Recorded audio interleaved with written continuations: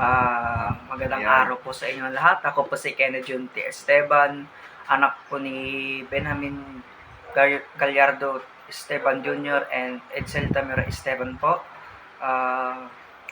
Kinakailangan ko po tong scholar po kasi po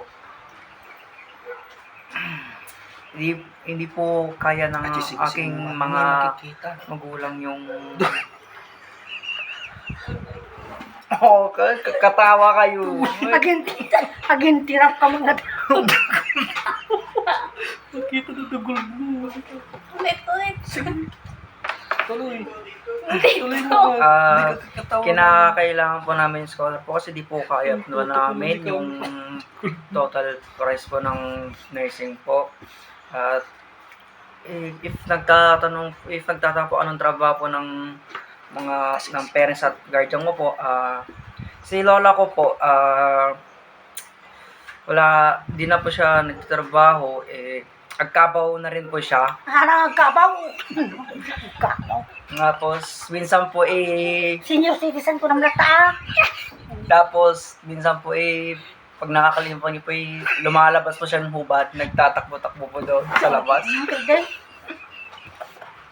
Sabi niyo Hindi ka tungkol. Hindi po totoo yun.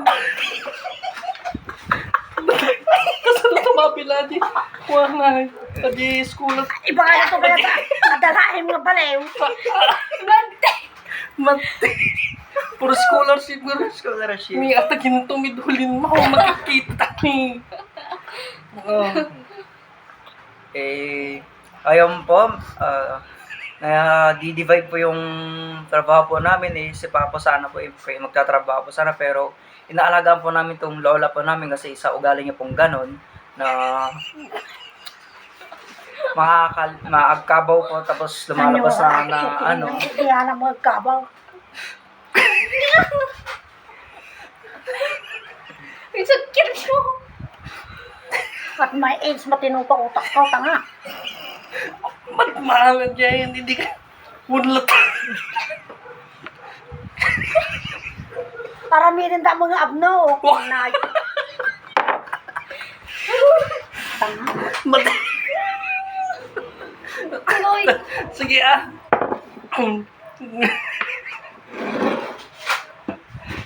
Pero nung kalakasan pa po ni lola ko nagtatrabaho po siya sa bar, nagpo-pole dancer po siya doon.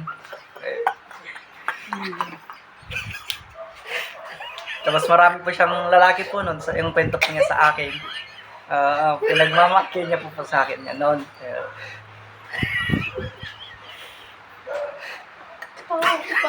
Totoo po yan, kaya kami nakapagpatayo ng ganitong bahay. Nagse-sexy dancer ako.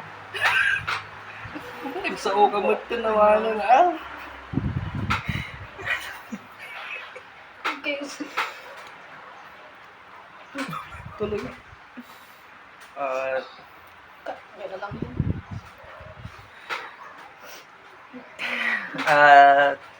Ayun nga po, sa kalakasan po ni Molo ko, ayun po yung trabaho niya. Ngayon po na hindi na po siya nagtatrabaho, sumasideline na lang po siya. Ang sideline niya po is naghahanap po siya ng kabaliktaran po ng sugar daddy. Yung mas bata po doon sa kaya namayaman po. Ayun po marami na po siyang kliyente pong ganun. Katay nyo doon kita ng kasta, focus kayo.